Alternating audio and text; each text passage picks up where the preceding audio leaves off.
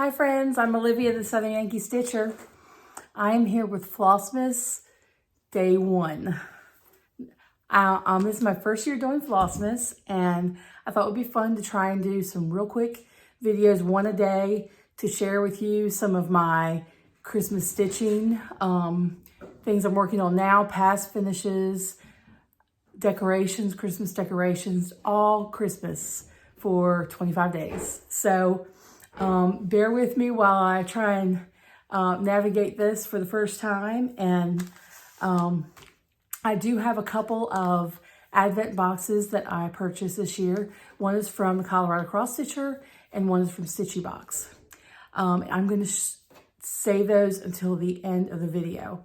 It is now about 5:30 on December 1st. So I'm getting down to the wire. I don't have my Stitchy Box package yet to do my day 1 from my Stitchy Box. So they're cutting it close, man. It's out for delivery, it says.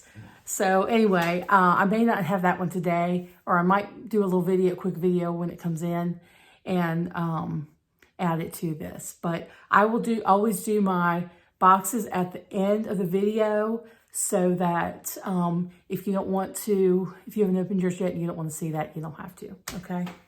So let me start with a couple of previous finishes that I did. These are both by Shakespeare's Peddler. And the first one is Christmas is Coming. I did this several years ago. Now, I would have had to go back through my videos and watch the video to get actual information on the fabric and so forth. Pretty sure I stitched all the called for colors, but the fabric, I don't know what it is. So I did this just on a soft finish. I didn't have a frame that fit it quite right. I remember when I was working on it, I thought I did, but when I got it all on the board, it didn't fit quite right. So I just added some rickrack to the sides and some to the top so I could hang it. And I either hang it or I put it in the bookshelves. And I did this one because when I was in, I think, 3rd grade, we sang this song as part of our 3rd grade Christmas program for our parents. And I'll never forget that song. And I would sing it to my kids too. And it's kind of an old-timey one, and I just love it. It's kind of,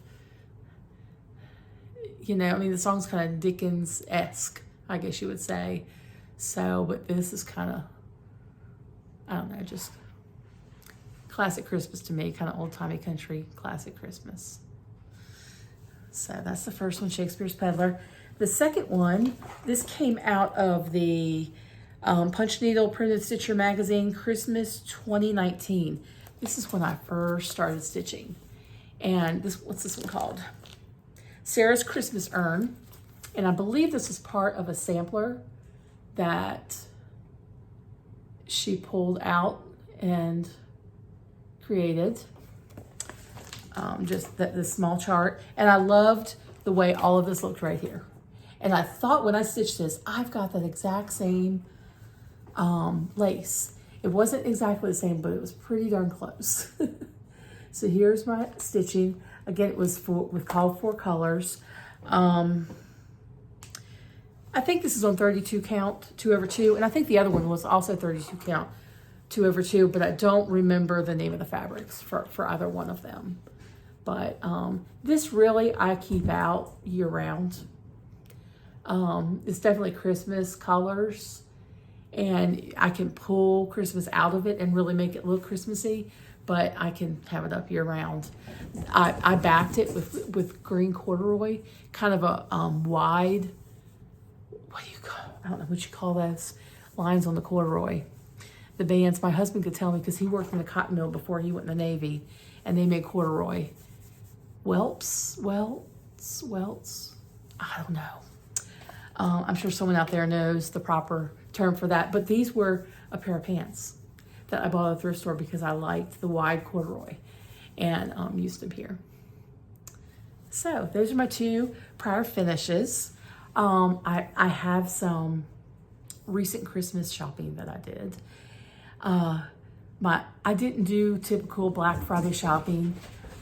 Really, I buy for my grandkids and my kids, and well, my kids and I, the adults, we exchange names. And so I just have one person to buy for a gift, and then I have one person to buy for to do a stocking and fill their stocking. So I don't need to do a whole lot of Black Friday shopping like I used to do when you're buying toys and looking for the bargains and the electronics. I don't think anybody does it anymore because there's so many sales all the time. But I'm looking out there and I think mail is getting delivered right now. So they may be coming up my driveway with my package because I don't think the Stitchy box is going to fit in my mailbox. Anyway, I went to a thrift store, and one of my favorite shops, it's in Abbeville, South Carolina, and it's called Once Upon a Time. And she gives you everything in a bag. I got the idea from her to wrap things in dress patterns.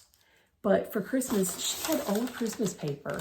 Like, I don't know if this is Christmas paper that she just had on a roll. I didn't pay attention when she was packing things, or if it's Christmas paper she saved from last year for her Christmas. But she had just torn pieces of Christmas paper that she used to wrap your things up in. It just made it look kind of festive. It's kind of cute.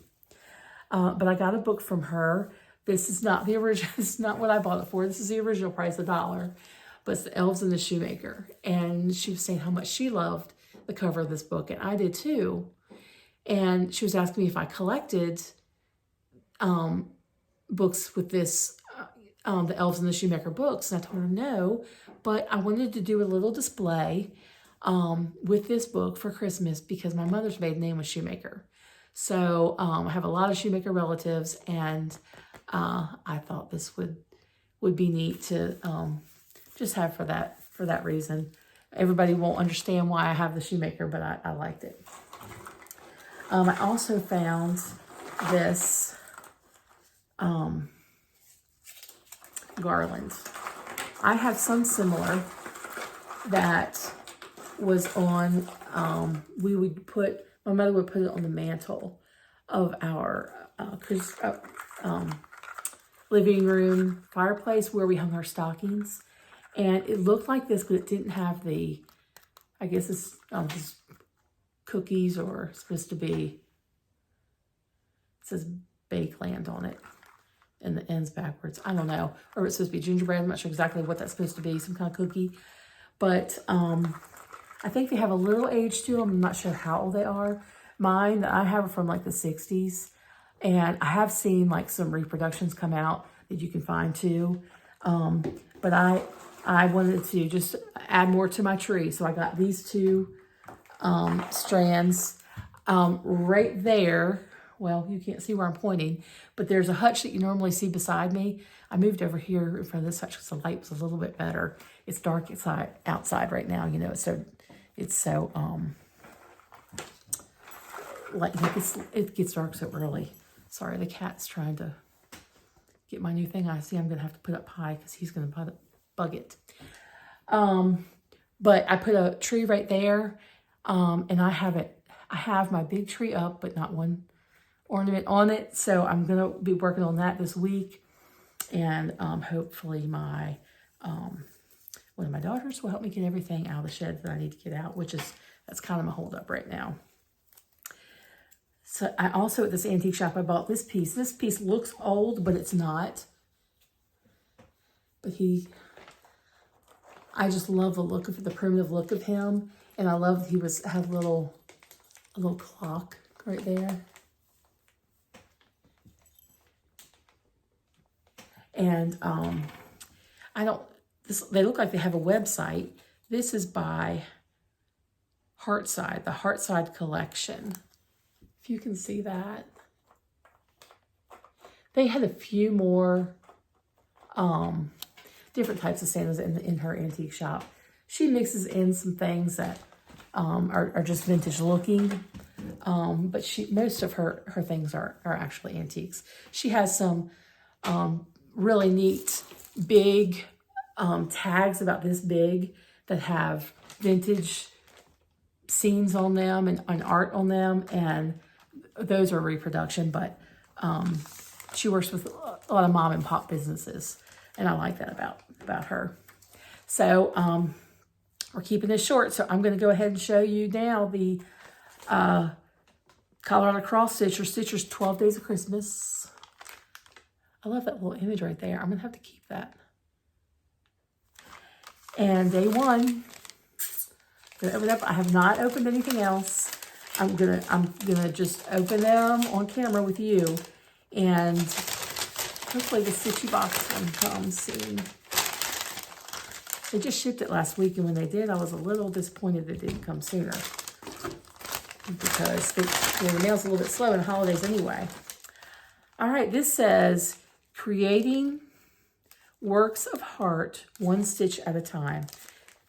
This is Colorado Cross Stitcher. And this is a box you snap together. If you've never done one of those boxes before, they snap together pretty easy. And I guess maybe I'll wait and decide what I'm going to do with this cute little box once I open everything. Maybe there's something that's supposed to go in it. I have another box that's similar to this, doesn't have any. Oh, it feels like. It doesn't have any. Pardon me. Design or anything on the back, and I guess you glue these. I thought they snapped together.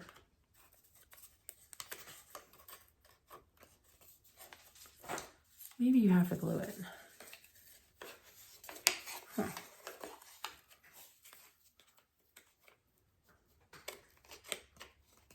Anyway, that's kind of how it's going to go together. Oh, wait, that's kind of sticking together. They do just, oh no, I don't know. Maybe when you get them all four on, it's engineered so it stays together. We'll figure that out before the next video, since one of the pieces is halfway across the room now. But I thank you all for joining me for my first Flossmas, and I will be back tomorrow to show you some more things. Happy stitching, y'all, and I will see you soon.